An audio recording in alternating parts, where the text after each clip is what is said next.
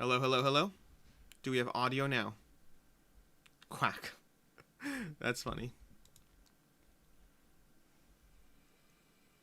Oh, thank you, Yogi Bear. I'm doing my warm-up singing exercises, so I need the mic muted. Do you hear me? Hello, hello, hello. Do we have audio now? Perfect. Okay, so let me just rearrange some things. Now, the first problem I have is I think there's a bit of a delay, which is interesting. There's a bit of delay on the audio. So it did just start. Good morning, everyone. I'm going to start with Slay the Spire, and we're going to start with Standard.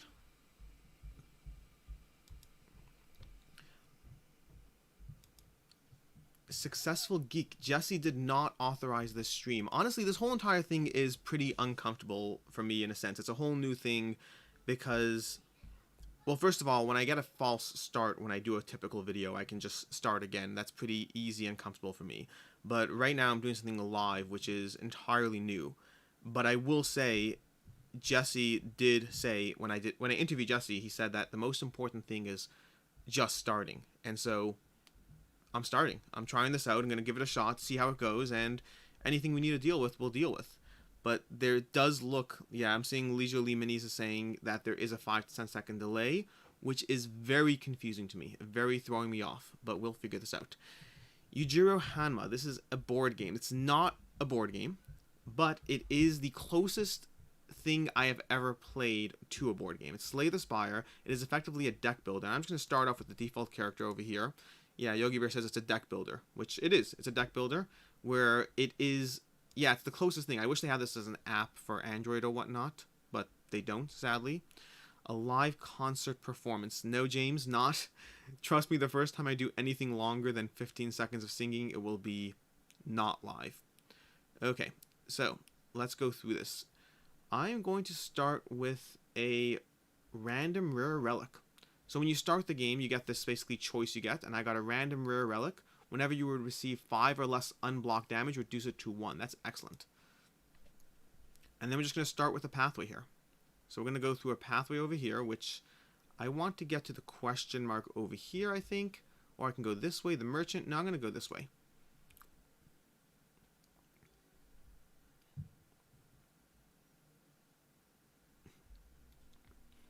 Yeah, I hear you, Successful. I'm just going with it. At this point, it's... Again, I'm not too worried. At the end of the day, this is something weird. It's something that we've done with... I've done this with video. I've done it with the podcast.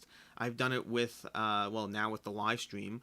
At the end of the day, you do just have to kind of jump in to get things going. There's no real... Yeah, there's no other way to do it. I mean, I was debating originally doing a Patreon-only live stream to get used to it, to get comfortable. But the problem with that is then you're limiting the supply of people who are going to show up, which further changes the nature of the game. I'd rather have a live epic fail to a degree here than to worry about, you know, doing it in a suboptimal way. So we'll figure it out. We'll figure it out. Okay. Great. So let me go ahead and start here. Basically, it starts you off nice and easy. These guys have 11 health. They're about to do 3 damage to me and 8 damage to me, respectively. Anyone who's played Slay the Spire knows this stuff, but if you haven't, then you don't. And you start with some very basic cards in your hand, nothing crazy. I have 3 energy, which is enough to pay 3 of these cards. And I think I'm going to go ahead and take this guy out because I can take him out with 2 cards. And then, so that's going to take this guy out. He's dead. Then I'll throw up a block, which will reduce my damage to 3. 8 minus 5 is 3.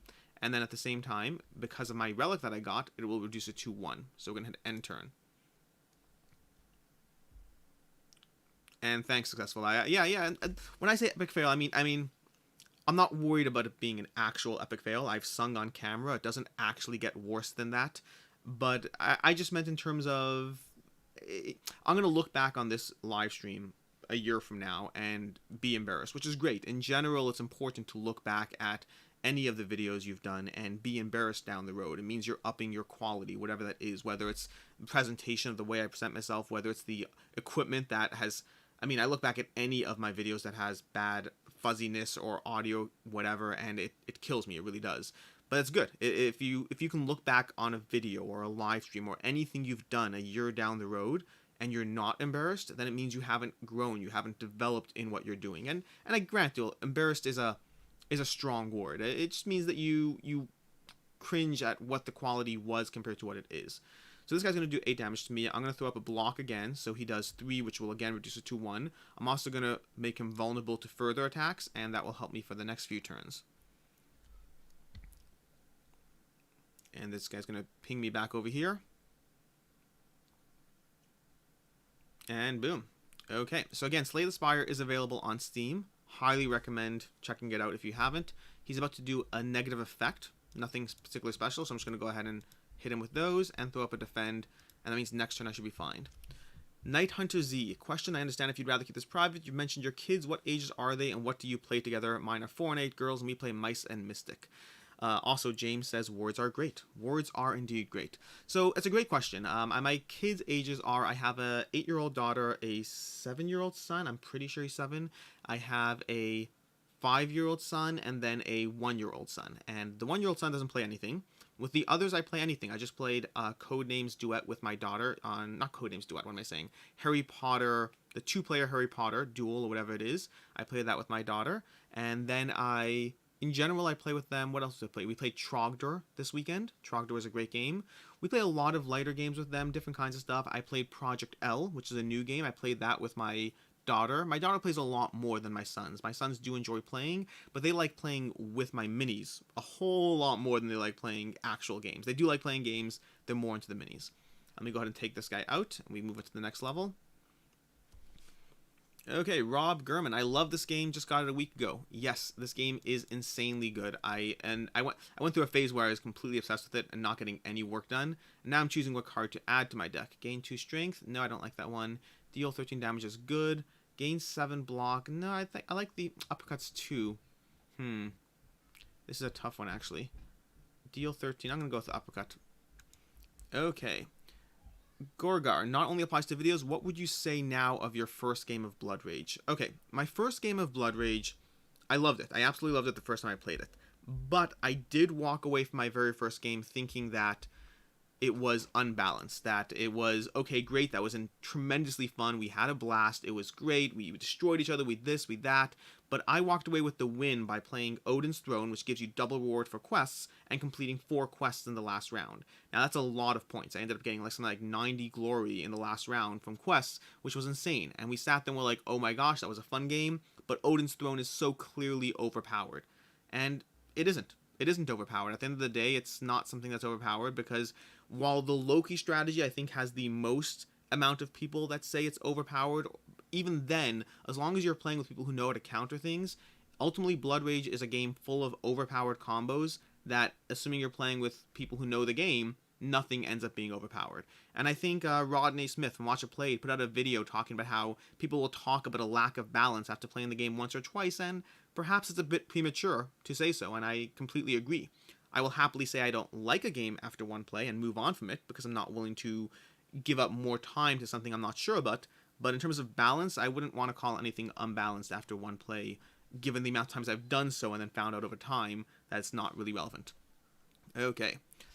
Did you have time to look up Monster Train? No, I didn't. I have the note. I have the note to look up Monster Train. I haven't done so yet. I plan on at some point. Okay, let's take this guy out over here. This guy has Curl Up. On receiving attack damage, he gets 4 block. So we have to kill him in one shot, which I'll do with this uppercut. And then for this one, is going to do 6 damage. So I'm just going to reduce that to 1. So we're good for next turn. And go to next turn. What are the top 5 games, Wafer Juice, what are the top 5 games at the top of your head right now? So some of them I know offhand. It's Blood Rage, it's Innis, probably Terraforming Mars, probably Cthulhu Death May Die, and for number 5, if I had to pick number 5 right now, I did Terraforming Mars, Cthulhu Death May Die. I'd probably end up saying Zombicide Black Plague, but I think probably something else. My top 5 are actually a little easier because I kind of have them not locked in, but to a degree locked in. What I plan on doing is I have my games rated by category. So what I have is I have 5s, 4s, 3s, 2s, and 1s. Those are my categories. 5s are games that I love, that I absolutely always want to play. 4s are incredible games that I have a hard time thinking that I'll get rid of, but who knows. 3s are generally just good games, and then 2s and 1s are usually the games I don't keep. Maybe I'm keeping a 2 for a particular reason, someone in my group likes it, something, whatever, but 2s and 1s I get rid of. I don't really bother with a 1 to 10 scale myself, because there's so few games that I actually consider to be below a 5. I'm playing games that are well rated or well what's the word, gate kept by the community to some degree. So I'm not really playing bad games for the most part. So for me, a 1 is a game I'm not keeping, a 2 is a game I'm probably not keeping, and 3s, 4s, and 5s are my category. Which means when you ask me my top 5 games, I kind of really know my top 5 offhand. For my top 10 list, or my top whatever list of 2020, when I do it, what I plan on doing is I plan on shuffling up my games so that I can, to a certain degree, get rid of my preconceived notions and then recategorizing them. And that will be interesting to see where things lie when I have to sit there and reforce myself. But Blood Rage has been my number 1 game for a long time, so we'll see how that plays. Okay, do you think Haba games, let me skip anything. Do you think Haba games are generally good to introduce young kids into board gaming, as they are advertised as such? Yes, but, and what I mean by that is I think Haba games are excellent at introducing key concepts. When you're talking about like a key board gaming concept that won't make you want to hurt someone when you play Candyland or whatnot, I think Haba games do a great job introducing those concepts in shorter, more condensed experiences that give you the building blocks of gaming without being stuck in a 2-hour-long version of that building block.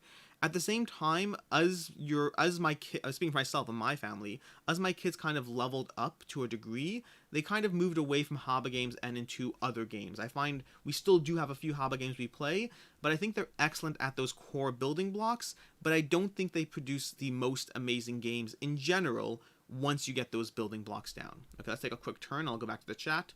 Okay, if I have that, I'm going to go ahead and apply some damage, and then hopefully that should be enough to kill it, I think. Yes, there we go. Excellent.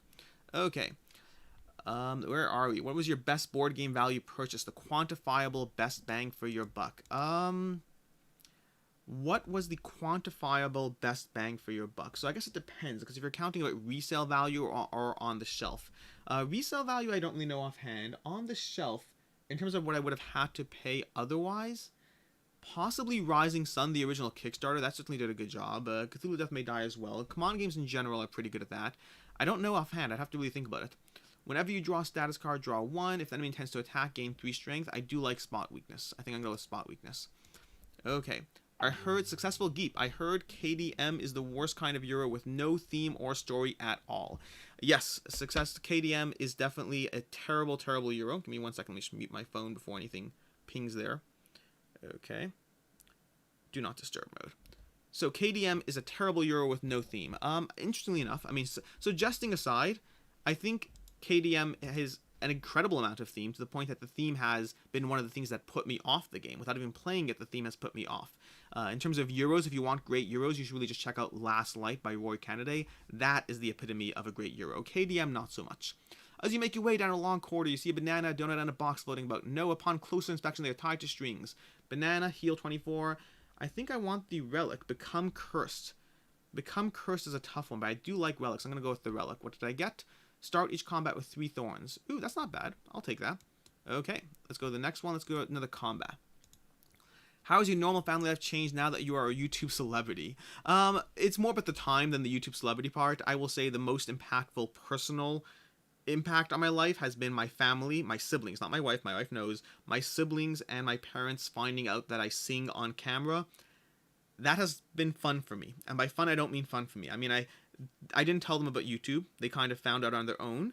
And then after that, I specifically did not tell them about singing, and they found that on their own too. So when you sing on camera and your family finds out, that is not a fun moment. It's it's fine. It's okay. Let's go ahead and apply Uppercut, which will lower his damage, and then a block, so we lower the damage we take.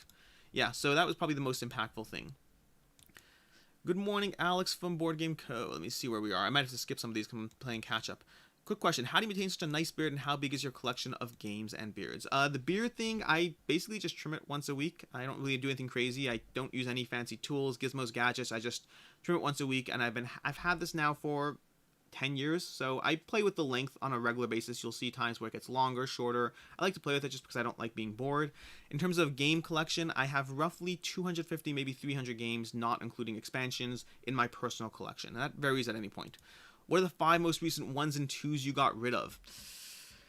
That's a hard one. I don't generally get rid of 1s and 2s. I don't generally. I would say, I can't answer most recently. I will say games that have been in my 5s that I eventually got rid of or are on the chopping block. Kingdom Builders on the chopping block. It's one that I used to love, and I just find I don't play it anymore.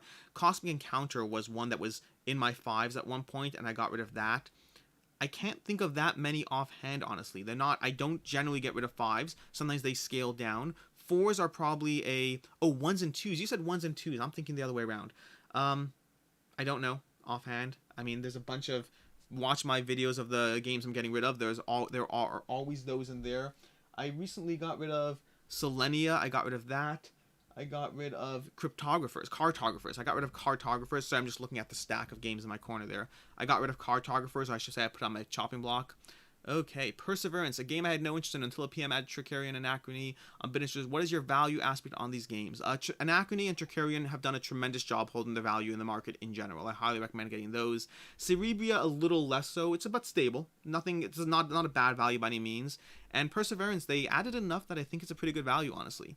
Is there a game store you like when you were in Toronto before BoardGameCo fame? 411 Games was the only game store I ever really went to, but the problem is by the time I really got into board games, I did that more back when I was into Magic the Gathering back in the day. By the time I got into board games, I really kind of didn't really visit stuff in Toronto as much, and the pricing often is not as great. Sometimes it can be. There was another store called Harry Tarantula that was a great game, but those, again, I'm speaking more from a stance of Magic the Gathering, which I used to be heavily into back in the day.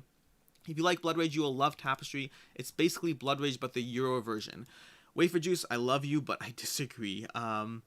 Tapestry was good. My biggest problem with Tapestry is the lack of balance in the game was so impactful, was so meaningful to my gameplay experience that I would only ever want to play Tapestry as a solo experience. Now, I do actually think about, I've frequently thought about getting it back to try it solo, because solo I wouldn't mind, but the lack of balance was so extreme that as a competitive game, I don't really care who wins or who loses, but I want to feel that it was more impacted by our choices and a small amount of luck than huge balance issues. And it was too extreme in Tapestry for me personally. I know a lot of people like it. I'm intrigued. I might get it back for solo, but it was very hard for me to stick with it.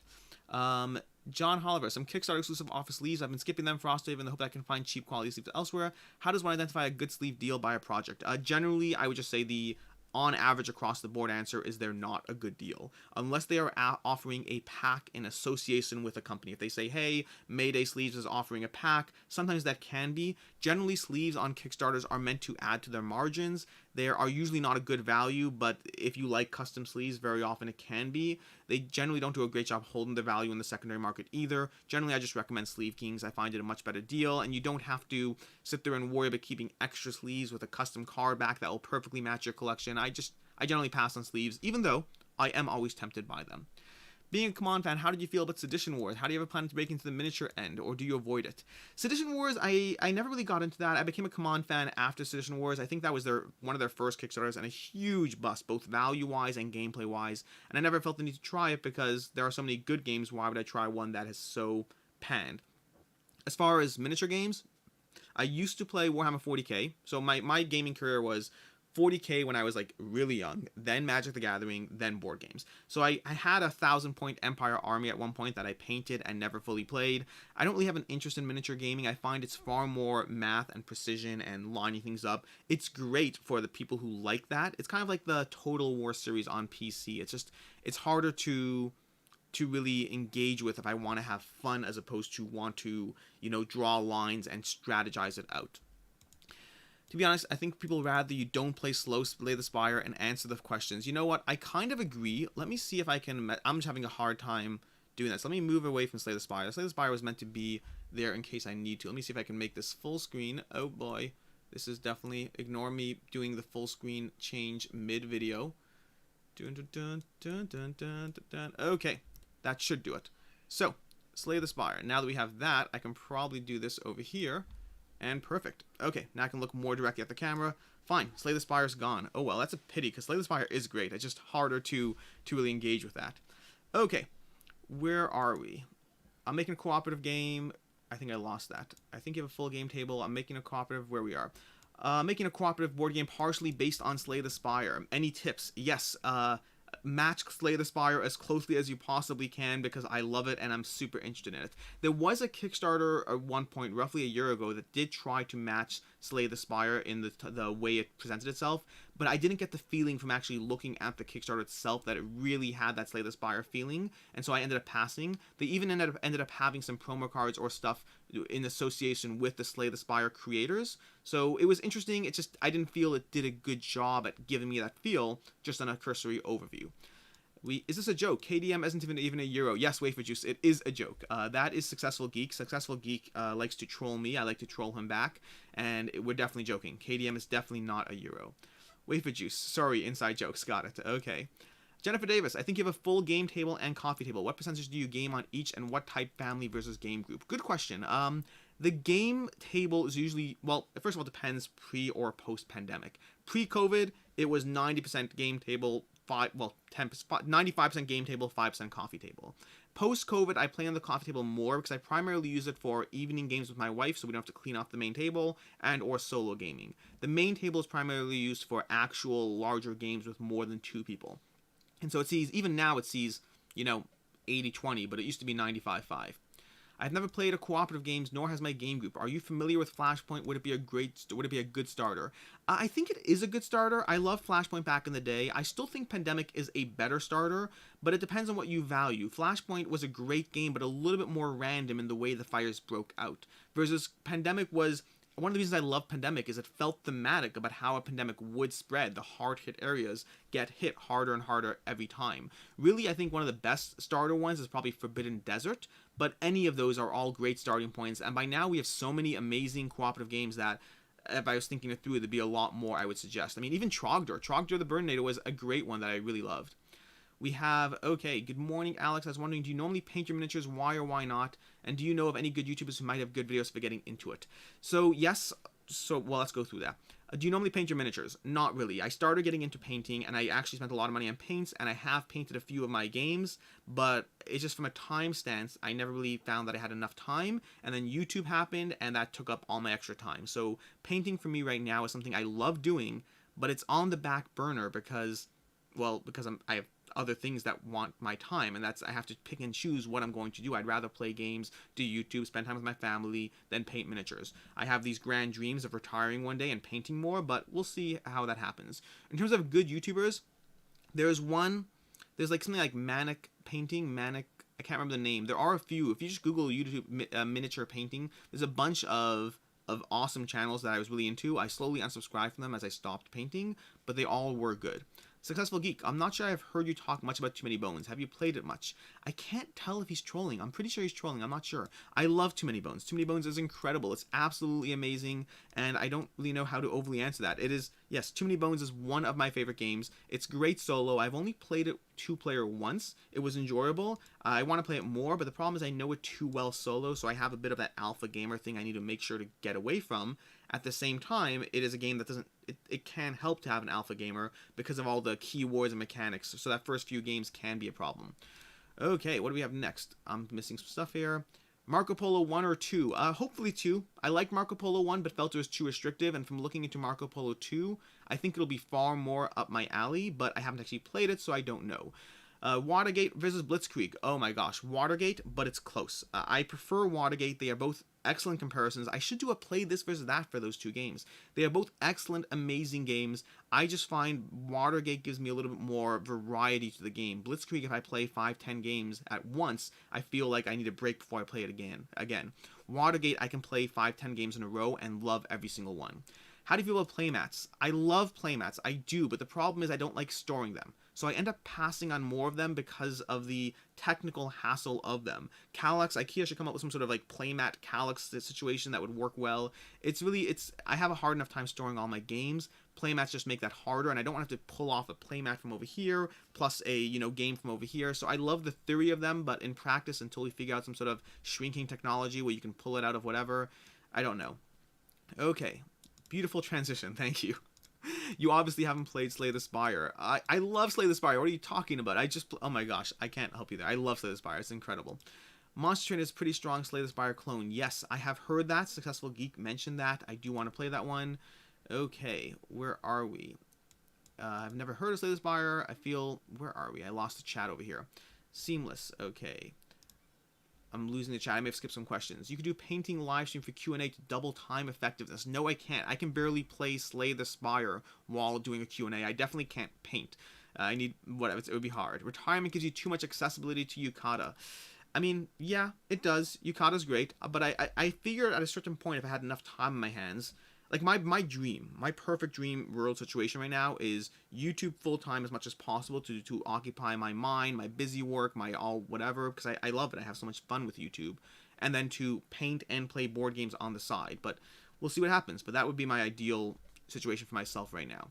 Did you end up backing Arcana Rising? I didn't in the end. I was very tempted. Sometimes, yeah, what I generally find, something I do a lot when I'm on the fence about backing a game, is I mentally decide I am not backing it. And then I see if I have doubts. Because very often I find the doubts are what works for me. So for example, I did this with Petrichor. Despite the fact that everyone was saying it's a great game or whatnot, I said, that's it, I'm done, I'm not backing it. And then I was like, but I want to back it. And so I did. Arcana Rising, I did the same thing. I said, I'm not backing it, I'm done. And I didn't really feel those doubts after, and so I moved on from it. Miniac, Successful Geek. Miniac, thank you. That is the name of the channel. Miniac is great for painting. I really like him. Great personality, great tips, lots of good videos. I should really resubscribe, honestly. It's worth... I unsubscribed from most of the channels I watch, but I should subscribe to him. He has good content, consistent tips. It's great stuff. What is the best Beat and Pretzels game for you? I'm assuming you meant Beer and Pretzels, the best Beat and Pretzels game I haven't seen yet. Beer and Pretzels game, probably... So it depends. Sheriff of Nottingham, definitely a great one there. We also have... Valeria Card Kingdoms is a lot of fun. I consider that a great guilty pleasure. Las Vegas is amazing. It's so much fun. It's just complete... I'm going to pick Las Vegas. It's a great, simple, barely any thinking, but a lot of fun and strategy in the game. It's really enjoyable. Benjamin Eisen, any thoughts on TTS as a way to play games during the pandemic? So, short answer is I like TTS. I do. I think it's great. For myself, I drastically prefer Yukata. I find that playing with Tabletop Simulator means I'm spending time messing with the components, and so it gives me that tactile feel, but in a way that I don't actually like. I don't like the messing around and trying to get better at messing with Tabletop Simulator. Yukata takes away, and also Board Game Arena, as well as a few other sites, but Yukata and Board Game Arena I think are the big ones. And Yukata gives you that feel, but it gives you the board game feel. It doesn't give you the component feel as much as Tabletop Simulator, but I find the interface so much easier to use, and you don't have to mess around with stuff. You don't have to sit there and knock things over or try to figure out how to pass a hand of cards that you're drafting.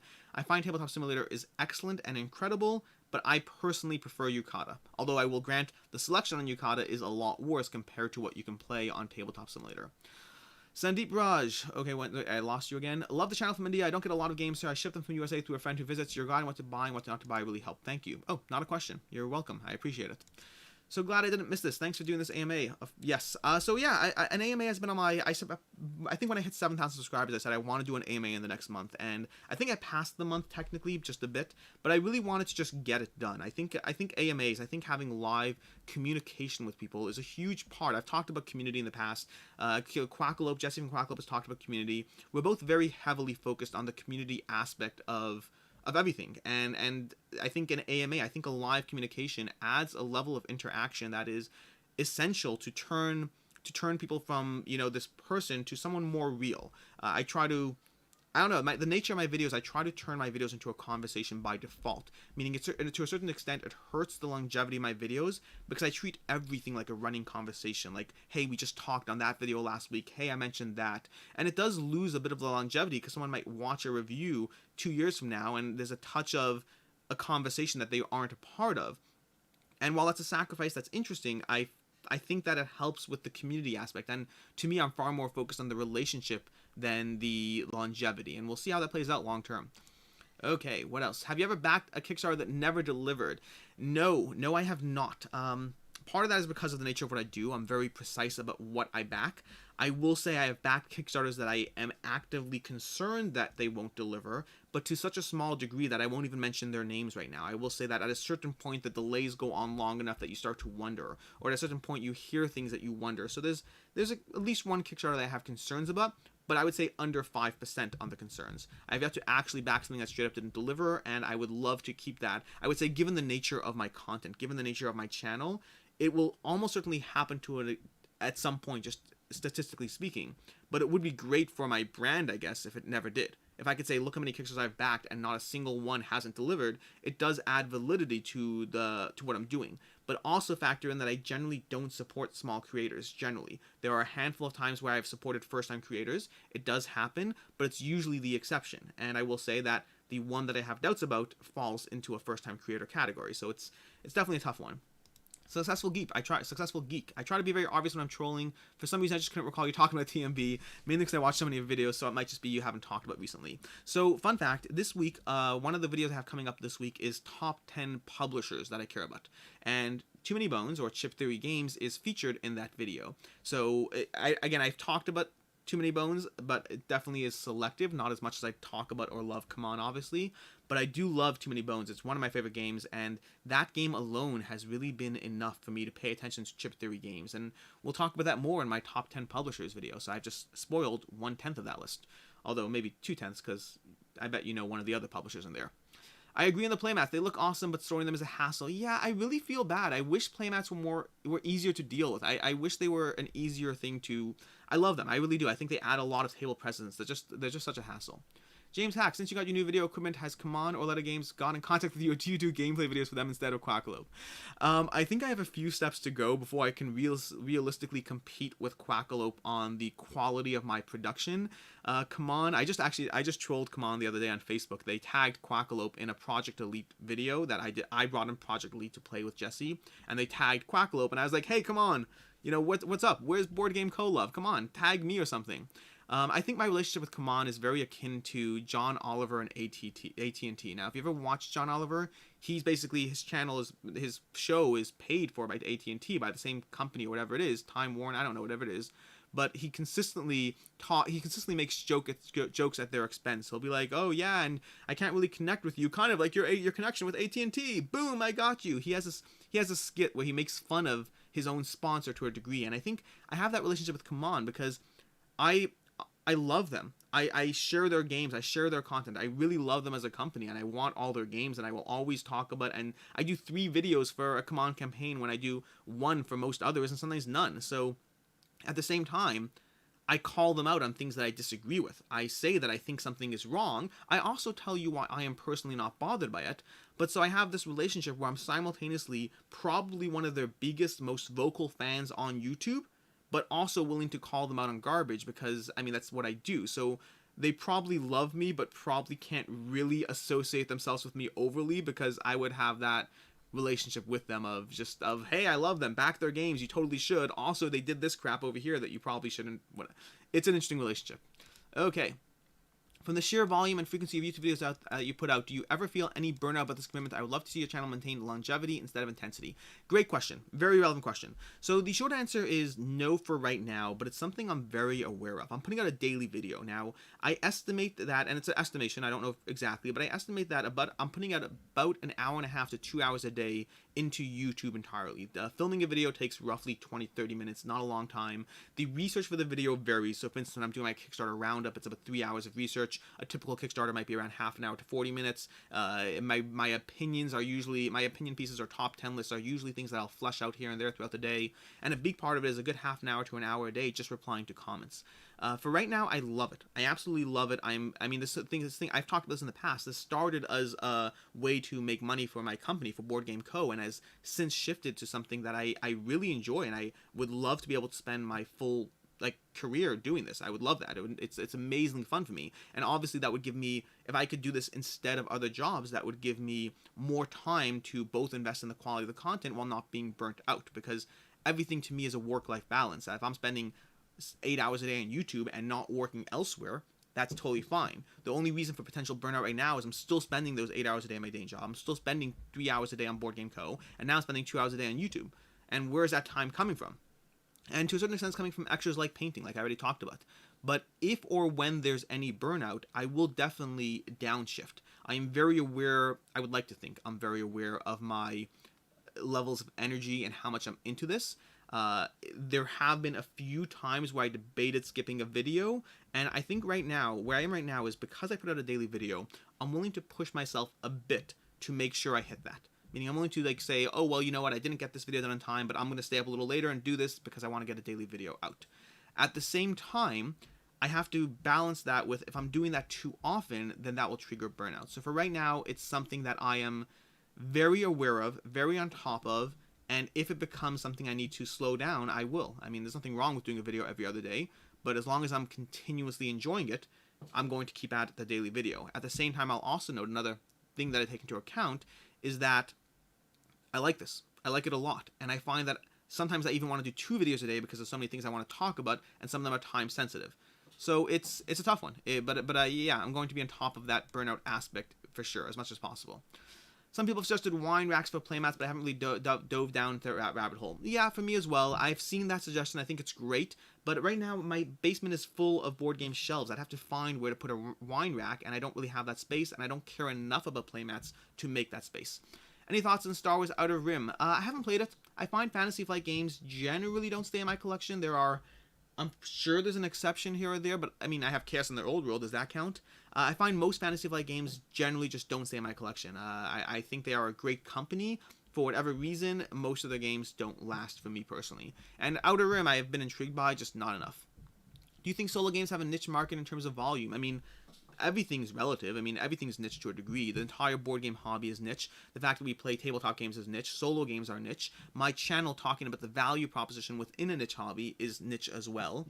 I think solo games are definitely niche, but they're still large. They're still large enough to have multiple YouTube channels devoted just to solo games. Have you ever played QE? If so, what did you think of it? I haven't played QE. I've constantly been tempted by it, but the idea of infinite numbers in a game where the players can just pick whatever number they want and the game escalates from there, I think I'm a little bit too scared of what would happen in my gaming group and whether it would be a mess or fun. I think I'll get it at some point. I like the premise. I'm just scared by that infinite numbers. I don't like it.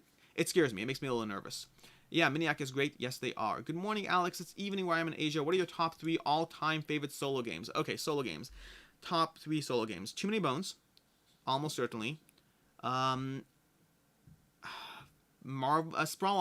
Sprawlopolis is my top 3, I think. Sprawlopolis, Too Many Bones, and probably Spirit Island are probably my favorite. There are a bunch of great ones. Mage Knight is great, but hard to get to the table. Marvel Champions I love, but I find deck building in general makes me a little bit less likely to dive into it, because I'm like, do I want to play a game or do I want to build a deck? And I love it, don't get me wrong, but it's not my top 3 because of that.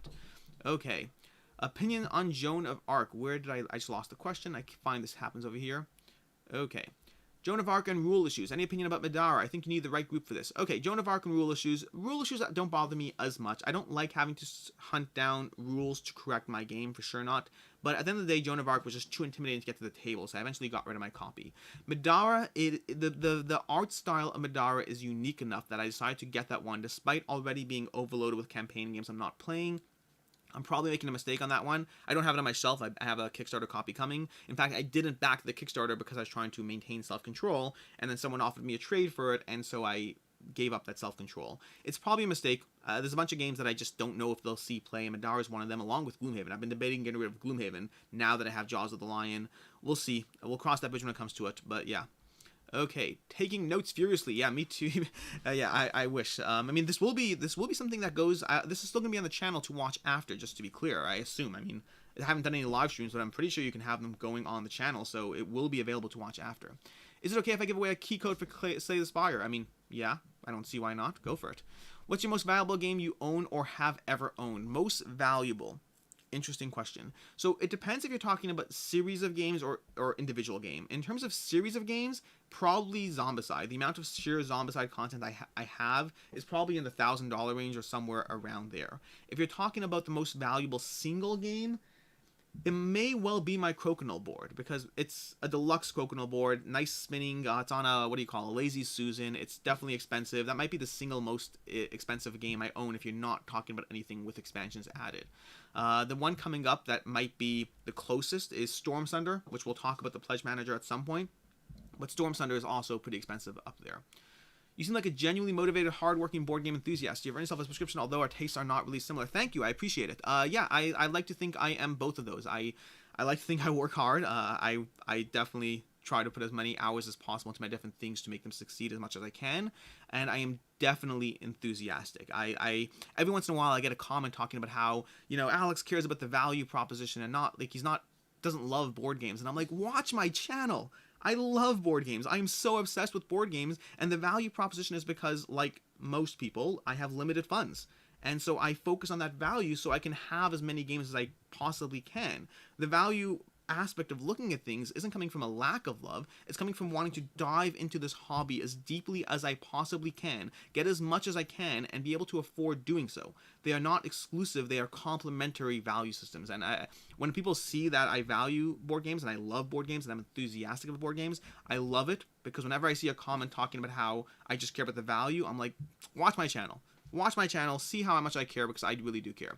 Should I back Conan the Conqueror? I don't know. I don't have an easy answer for that one, because I had someone else ask me to look into it. Conan the Conqueror is one that I skipped personally, and I did try to do a look back video on it, but I found I wasn't really invested in that video. I found that I was looking for reasons to do another video instead, and my lack of motivational investment, this comes down to burnout. I just found I didn't want to do the video in the end. It wasn't a game I had backed already. It wasn't an active game, so the audience is usually lower, and it meant doing a lot of research on something I didn't care about. I thought I would be doing the game a disservice, and in the end, I'm focused on not burning myself out, and so I shelved it for another video. But in general, I shouldn't say in general, I don't know the answer on Conan. I don't know, I haven't looked into it extensively. I know they've had aftermarket dumps, but that was on the retail version. The Kickstarter content, I haven't looked into whether it holds its value or not. Nathaniel, Nathan, I don't know. What is your preferred game length? What factors might convince you to play something significantly longer? Ooh, good question. Preferred game length is probably in that 90-minute range. I find a 90-minute game can be something I play every night with my wife. It can be something I play on the weekend. It can be something I play at game night. Generally, at game night, I will play 4-hour-long games, too. But it's a more narrow slot of when it can be played. I will say I do have Twilight Imperium 4 on my shelf. Once I got a board game table and was able to keep a game set up, I figured I have to get it. I don't know when it'll hit the table. I find the longer a game it is, the harder it is to get to the table consistently, and so it just is what it is. What game in your collection has the biggest disparity between money spent and time played? Ooh, good question. I should research these questions. I don't know. Biggest disparity spent between money spent and time played. So I'm going to exclude anything I haven't played yet, because that's an infinite, obviously. Biggest disparity between money spent and time played. It might be Gloomhaven. What have I played at least once? Gloomhaven I've played like 3 times. So it's $100 for 3 plays. It's $33 a play. Anything else that's worse than that? Zombicide I've played a lot. That $1,000 in Zombicide, worth it. Cthulhu Death May Die, totally worth it. Deep Madness, actually. Deep Madness, which is currently on my trade list. Deep Madness is about $250, $300 worth of games that I only played once. So that's an expensive play, and that is also why I am getting rid of it, which you already know if you listen to the podcast I have, The Weekly Quack with Quackalope. Okay, which game as your collection has the biggest disparity? Are there any low-rated or unpopular games that you love? Yes, Besieged, which sadly is starting to drift towards my might have to get rid of. I just have too many games in that category that I like more. And Terra Nova, which if I reach over here, Terra Nova is a game that is a very low rating, but I really enjoy it. It's a 2-player, well, it's a 2, 3, or 4-player abstract, but I recommend playing a 2-player. It's a 2-player abstract that I really love, find it incredibly tactical, plays in around half an hour. That's probably the lowest rated game that I really love that I don't see going anywhere anytime soon. These poster tubes from the post office are amazing for playmats and easy to label on store. Oh, yeah, could be. Again, my issue is the store is just really hard. CMON does do a lot of garbage. Yes, they do, Successful Geek. Yes, they sadly do. Again, I love them. I think they're great. They are possibly my favorite board game company, but taken as a whole package. On an individual basis of what they do, they engage in a lot of typical marketing, FOMO tactics that are unfortunate. It would be great if they can do more. At the same time, the flip side is they probably have the highest average return per Kickstarter from a company that does a lot of Kickstarters. So what they're doing is working, which is tricky. I wish I could say, hey, stop doing this stuff. It's not working. But it seems to be working, so it's hard to answer that. What would you consider the best 2 or 3 Star Wars board games? Thought I'd catch you off guard with a real question. James, okay, 2 or 3 Star Wars board games. So I don't really have any Star Wars board games in my collection that I can think of. I mean, Star Wars Rebellion, I will say, okay, let's go with Star Wars Rebellion. I thought Star Wars Rebellion was excellent at giving you that feel of the movies, of the rebellion feels like they're constantly going to be overwhelmed by sheer force, but they can kind of outmaneuver and hide their way to a victory. And the Empire is trying to hunt down, like, we have all the armies, we have all the units, but there's an entire galaxy out there. I thought Star Wars Rebellion did an excellent job giving you that Star Wars feel in a board game, but it was too long for the gameplay experience it gave me that I got rid of it. After only 1 play, I kind of wanted to give it another play, but I just didn't get around to it. Okay. Speaking of Command, what do you think about the recent Eric Command? Speaking of Command, what do you think about the recent Eric Lang announcement? Mind blown. My mind is absolutely blown with Eric Lang leaving Command. Now, first of all, I will note, along with that announcement came an announcement of Blood Rage 2, which I can't imagine being better than Blood Rage 1. I mean, wasn't the whole point of Rising Sun and Ankh to kind of cash in on that? So Blood Rage 2 is an interesting decision, especially after giving you more Kickstarter exclusives. They will probably end up doing one of those things where you can roll in your components from Blood Rage 1 with an upgrade pack. They understand enough not to tick people off that way. I'm excited about Blood Rage 2. Eric Lang, I'm sad because I like Command and I like Eric Lang and I like the pairing of the two. I wish Eric Lang all the best, obviously. He said that this has been a long time coming, and Eric Lang does seem like the kind of guy who has a lot of passion projects. I will say that, of course, there's going to be rumors that this is associated with the Command, having monetary issues or whatnot, or that accounting audit thing that was going on. There will definitely be rumors, and I don't know the answer to that. I mean, ultimately, while there's many reasons why it might not be connected, when you have two big things like that, of course, speculation and rumors will abound, and I don't have a firm answer. I hope that Command is totally stable. I mean, I have a lot of Kickstarters in the tunnel with them. I probably will continue backing their Kickstarters. I'm not that worried, but it's certainly a big deal.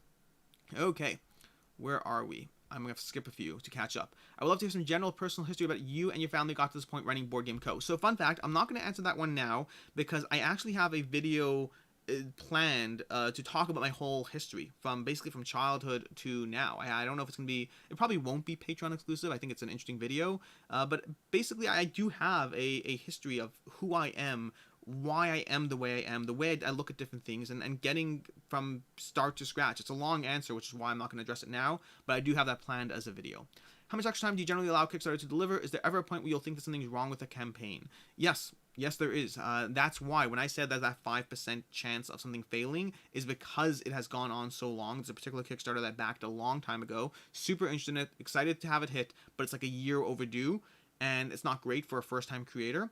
So there's a point where I think something is worrisome, but I would say that the more you've actually delivered projects, the longer you buy yourself that goodwill of, hey, things take longer. So there is a point, and that is why there is that one campaign that I'm wondering about.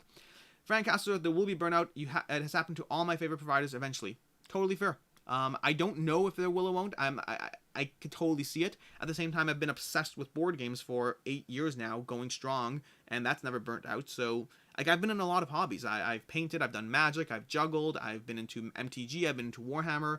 They all lasted a decent amount of time, but none of them have lasted the 8 years that board games have for me. So I definitely have a fair degree of obsession with this hobby, and talking about board games on camera is fun. I mean, they're board games. I love board games. If there is burnout, I'll figure it out. We'll go from there. Okay. Successful Geek. I feel exactly the same about QE. Yep. I'm intrigued but nervous. Mr. Ozdude, when you're looking at a game to purchase back, what do you look for? I personally try to imagine myself playing with the rules and images I can find. If I can imagine it being fun, I'll buy it. So first and foremost, I look for whether it makes sense to back it from a value stance. If I can get it cheaper in retail, I'll get it cheaper in retail. I have plenty of games unplayed. I'm not in a rush to get the game earlier. Once I believe they are offering me a good financial incentive to back, then I try to see what it is that I'm pulled in by. Generally, that falls into the category of, do I think I will enjoy playing it? And that could be from videos, from images, from whatnot. Usually it's the campaign. The campaign page has to do a good job selling me on it. There are exceptions, like Hell the Last Saga is a game that I don't think I'll like, but I was pulled in enough by the components, and I believe it'll hold its value, that I'm willing to give it a shot. We'll see how it plays out. Louis MG, rip Chadwick Boseman. Yeah, that was insane. I saw that last night. I logged on. I'm offline Saturday for the religious reasons, for Shabbos, and I logged on. I saw Chadwick Boseman passed away. I had no idea anything was going on. I had no idea he was sick. It was absolutely mind-blowing. I mean, in general, when famous people pass away, it's usually been that they're older or something goes on. I mean, the last time I think that this was like that was probably the Need for Speed actor, who I'm blanking on his name, but the Need for Speed actor who, not Need for Speed, Fast and the Furious, not Need for Speed. The Fast and the Furious actor passed away. That was the last time I felt that, blown away by someone passing away. Rest in peace. Best wishes to his family, his friends. It's sad. It's very sad. And I saw a thing about Twitter said that their most liked post ever was the announcement and a quote from him or something like that, which makes sense. It was a big deal. Where do you see yourself in 10 years, irrespective of board gaming? Board gaming. Absolutely board gaming. I don't have an answer. I would like to say as a full-time content creator on YouTube. I don't know whether that will happen or not. I'm certainly doing what I can to get there. I would love to be a full-time content creator. I don't know if it'll happen, but but that's where I would love to see myself in 10 years. James Tetzloff, to think you were concerned about interest level for this live stream. So yes and no. I wasn't. I was more concerned about the starting off, honestly. I mean, as much as I'd love to, like, I guess, be overly humble or whatnot, you guys are incredible. You guys show up. Everyone, like, I mean, I believed there would be an audience here. I am thankful there is one, don't get me wrong, but yeah, I am constantly and forever grateful to the audience I have, to all of you here, to anyone who watches my videos, to subscribes. It's a two-way street here. I put out the videos, but I put them out. I say this again and again. I put them out because people watch them. I would not do daily videos if there wasn't this degree of an audience following around it, and I am tremendously grateful. Hi, greetings from Heidelberg, Germany. Greetings. My brother-in-law lives in Germany, and he's actually about to send a box full of Playmobil to my kids.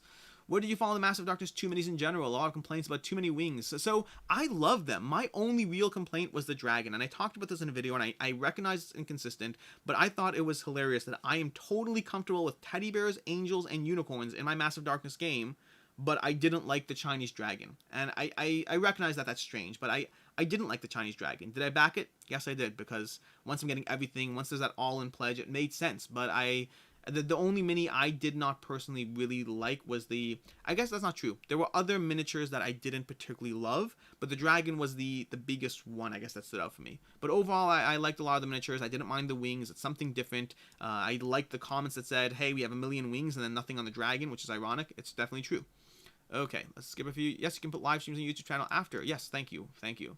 How do you compare a base Kickstarter pledge with stretch goals versus the all-in pledges? Usually Common Master 2 base pledge is great value, while the Kickstarter exclusive add-ons have good value. Yes, basically the way it works is inherently, this is inherently the way it works from manufacturing process. That base pledge is going to be sold the most by default. In order to get anything, you have to get the base pledge. So all those costs that go into the art, the sculpting, the initial plate for building the miniature, all those costs get absorbed amongst all the copies that are sold. But add-ons, they know that add-ons don't get picked up by as many people. Inherently, it's a subset of the whole. And so that cost has to be distributed somewhere, and that cost is usually based on charging more. So you have the more passionate people buying those add-ons, buying those extras, but they pay more for them. They generally still do a good job holding their value, but in terms of the cost to return, especially if it's sitting on your shelf and not being resold, those base pledges are a much better value. If you're on the fence with the Command campaign, get the base pledge. It's incredible. And if you want the add-ons, get them too, but the base pledge is usually a great value. Is Command's The Godfather Empire, Corleone's Empire in your collection? If so, does it hit the table? It is in my collection. It has not hit the table. I've read the rules multiple times. I'm ready for it to hit the table. It's one of those many games that COVID has kind of pushed down the road. A lot of games in my collection just haven't hit the table because of COVID, because of the nature of the change in my gaming group. I will say, I didn't actually have a firm timeline on the stream, but I probably am aiming for around an hour. I might go a bit over. We'll see. Zombicide with the level of lore for sure is not in the category of low play versus high investment. Low play. Yeah, I mean, I played a lot. Did you back Bloodborne, and how do you feel about it? I did back Bloodborne. I am super interested in it. I am super hopeful it'll be amazing. I'm also totally fine if it fails. I generally am, because fails meaning not a good game for me, because that just means I can get rid of it and focus on other games I love. I am hopeful it'll be a great solo experience for me. I did go all in. Again, the unique world that they were giving you is very intriguing. It looked like they were trying to go for a Gloomhaven style, but different than Gloomhaven, which I am intrigued by. I'm very excited about it. Very excited about Bloodborne. My group is past Gateway games, but not quite ready for things like Eclipse or Twilight Imperium. Any idea on getting my group past games like Catan, Takenoko, and party games? Any number of great games. Five Tribes is a great selection. It's a step up, but not being so involved. Kingdom Builder is a step up, but not so involved. Istanbul is a step up. There are some great games that are just solid step ups. Everdell is a good step up. There are a lot of options. In fact, I think I'm going to add this to my notes right now. Let me give it a second. Top 10 next gateways. I'll figure out the title later. I think I'm going to do a video. You've inspired me, thank you. I'm going to add to my list a top 10 next step up from gateway games video. I think that's a great idea for a list. Okay, don't worry, my $1 placeholder, thank you, my $1 placeholder pledge saves, come on, yes. What do you think of the best rules channel? Oh, so I don't have an easy time to answer that because I don't really follow rules channels. I know Paul Grogan has a great rules channel, but in general, it's not something I really look at. I don't really watch. I mean, Watch It Played is incredibly on his game. His personality and his precision of language is so clear. Words are great, all that. Yeah, I think Watch It Played is probably my favorite rules channel. I just like Rodney Smith a lot. But again, I haven't watched them all, and I know that a lot of them are well loved. That's basically it. I really love your channel and quirky sense of... Oh, wait, I lost the channel. I really love your channel's quirky sense of humor. It's been fun getting to see your channel grow so quickly. I backed a lot of Kickstarters based off your breakdown. Keep up the good work. Thank you. I appreciate it. I do. I definitely am quirky. Magic. Forget the singing. We want magic. Oh, my gosh. Oh, my gosh. Okay, well, I mean, here. You see this coin over here? You see, I can do magic. I can do... How's that for magic on camera? I do magic. I have done magic for years. I can juggle too. I should not... Why do I do live streams? Why do I do an AMA where you can literally... This is a mistake. I mean, it wasn't a mistake, actually. Singing is a mistake. I'm totally fine with magic. Maybe I'll do magic tricks here and there. I still have magic. I actually got out of magic over time because I lost $1,000 of magic while traveling on a Greyhound. And I kind of didn't want to reinvest in it. And that was usually that was, for me, the pathway away from magic. But I still know a lot of magic, have a lot of magic. And maybe I'll do a magic trick here and there. That was actually... Yeah, I'm not against that. Okay, do you have any interesting house rules? Not really. I kind of try to avoid house rules on most stuff. I have maybe a few, but I don't know them offhand. I started in Warhammer back in '98. Still love the product. Yeah, I got burned out of Magic. Warhammer. I want to play games. I don't want to just paint miniatures. What board games would you want to frame and hang on the wall in a nice shadow box? Great question. Legacy games. Charterstone and Pandemic Legacy are games that I want to get on a shadow box and up on the wall. Where does one find halva? I assume that's halva? You said halva, but I assume it meant halva. I don't know. I find it at my local kosher superstore or whatnot. Walmart might have it. I don't really know offhand. I'm sure if you go online, you can find stuff. Have you checked out Galaxy Hunters and our Defection on Kickstarter? Both on my list. Haven't actually done anything on them yet. By the way, do you still continue playing long epic games, Gloomhaven, Seventh Continent, etc.? Oh, that's a tough one. Seventh Continent is currently one that I worry about. I have it set up. I just find I don't play it as much as I would like to. So as much as I really want to play Seventh Continent, it is... Yeah, it's a hard one. Seventh Continent is one that I think will stay in my collection, but I'm definitely nervous about. And Gloomhaven is one that, because of Jaws of the Lion, I wonder whether it will stay. I have too many long games coming. I need to be precise about which ones I'm willing to keep and stay and all that. Okay. Sadly, I have no time to watch the live stream. That's totally great. You can watch it later. Thanks a million. Look forward to checking out the top 10 next steps. Yes, I think it's a great idea, by the way. I think it's a great idea for a list. I'm sure it's been done before, but I definitely want to do that. James Tetzlaff, juggling and singing. Yes, I will juggle. I can juggle on camera. I'm cool with that. I mean, I don't have any juggling equipment nearby, but I'm sure I can juggle and sing. So now can we clip coin? Now can you make a GIF with a GIF? Can you make a GIF of a coin coming out of my nose? Yes, you 100% can. I'll do that just a little slower again for you. Just, you know, in case you want that. There's a lot of fun stuff you can do with Magic. If I had a deck of cards, I could do a lot more. I don't have a deck of cards right near me. Do I have any business cards? Give me a second. Let me see if I have a business card here. Because if I have a business card, I can do something. These are not business cards. No business cards. There are some cool stuff I can do with Magic. Yeah, I did Magic for a long time. What game have you spent the most on? Zombicide, altogether. Do you have any white whale games? Games you've always wanted but haven't been able to obtain? That is a good question. A game I've always wanted but haven't been able to obtain. Nemesis fit into that category for a long time for me, but then I eventually got a copy. I have to think about it. I have a wish list. I definitely do have a wish list somewhere. I find that because I have so many games I'm not getting to the table, when I have a hard to get white whale, so to speak, I usually don't rush after it excessively. I'm not willing to overspend to get it because I have so many games that I want. So I wait until a good deal or a good trade comes along that I want to engage in. White whale, the idea of overpaying for a game because I really need that game is just, it's something I don't get behind because, again, I have so many games that I don't play as it is that, yeah, I don't overly chase them. Successful Geek, my favorite type is mentalism, especially mental bending. Okay, let's do this. Okay, let's try this. I'll just do it on camera. Let's see if it works. I'm not as good as mentalism, trust me. But think of a number between 0 and 50. Okay, think of a number between 0 and 50, double digits, and both digits are odd, and they can't be the same. So it can't be like 11. Okay, so again, between 0 and 50, double digits, both odd, they can't be the same, they can't be 11. Okay, you got it? Ready? I'll give you a second. 35. Wait, not 37. 37. Okay, now, a whole bunch of you think that's cool, and maybe some of you don't, and we'll figure that out later. I guess let me know in the comments or the chat or whatnot. Did I get it? Did I get it right? I don't know. Try time blocking weekly for these longer games, or I find it won't happen. So I do. I have basically my schedule for gaming is basically that I have I have a gaming on Saturday, which is usually those 90-minute games. I find there a lot of shorter games get played on Saturday. And then every Thursday night, well, pre-pandemic, it was every Thursday night. Now it's a little more variable. But every Thursday night was game night. So I just played game night every Thursday night. And we had 4-hour-long games. We played Through the Ages, or, I don't know, Blood Rage, Innis, Cyclades, who really knows? And so that's basically it. And it's... Yeah, I play a lot of longer games on Thursday, but the pandemic has basically missed.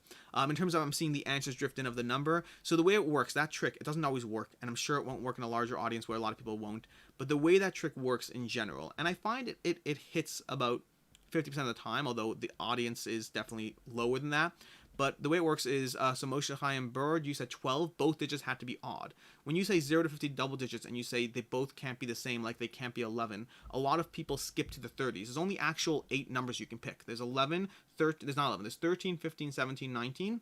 Then there's 31, 35, 37, 39. There's only 8 numbers you can actually pick. So most people skip to the 30s. Because of that, you can't be the same. They skip 33 and they also skip 31. So most people end up on 35 or 37. So I say 35, I cancel it, and then they say 37, and that means even when you're wrong, if they guess 35, you're like, oh, so close.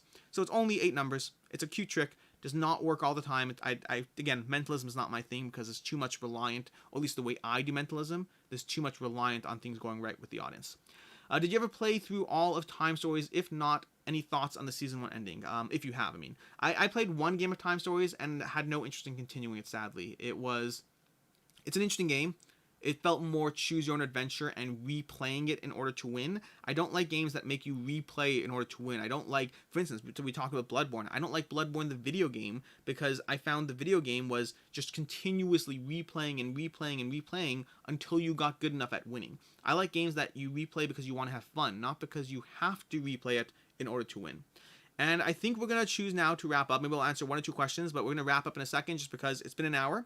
What unplayed game has been on your shelf the longest? Ooh. I did a video on this at one point, and I did make sure Chaos in the Old World. Oh my gosh, I feel bad. Chaos in the Old World has been on my shelf unplayed the longest, because usually if a game doesn't get played for a long enough time, I ask myself why that is, and then I eventually get rid of it as a result. But Chaos in the Old World is such an incredible game that even though I haven't played it in over 3 years, I have kept it. And lastly, we have one from Dreamcraft Games. How about creating a Facebook group similar to the other ones? It might also help the board game trading aspects of BoardGameCo. It's happening. I guess we'll find out exactly later. But yes, a Facebook group has already been created. It is currently private. It is going to be shared at some point. But yes, a Facebook group is definitely happening for BoardGameCo and Quackalope. We're doing something together, and we will figure that out, the details. Hopefully Jesse doesn't kill me when he watches this because it's technically public. It's technically private, but a board game group is definitely in the works. And that's basically it. I guess we'll see more questions. I'll do one last question. Do you play abstract strategy games? Just got Tsar from the Gift Project and enjoying it a lot. I love Tsar. It's one of my favorite abstract strategy games. I recommend Tak. Tak is probably my favorite abstract strategy, along with Tsar, with Yinch, and with a few others. But Tak is definitely my favorite. And we'll call that a wrap. Thank you, everyone, so much for being here. Really appreciate it. This will probably be a monthly thing. I'll see exactly how often this plays out, but I'll probably aim for doing these monthly because I have to fit into all the other content. I find, in general, it's just very hard to fit everything. I mean, as of right now, I'm already at a point where I sometimes feel the need to do 2 videos a day, and I try to avoid that. I really don't want to burn myself out or the audience, so right now it's an exception, but I have to figure out when the live streams fit in. I'll be aiming for at least once a month, possibly more as time goes on. Until next time, I'm Alex Radcliffe, and have a good one.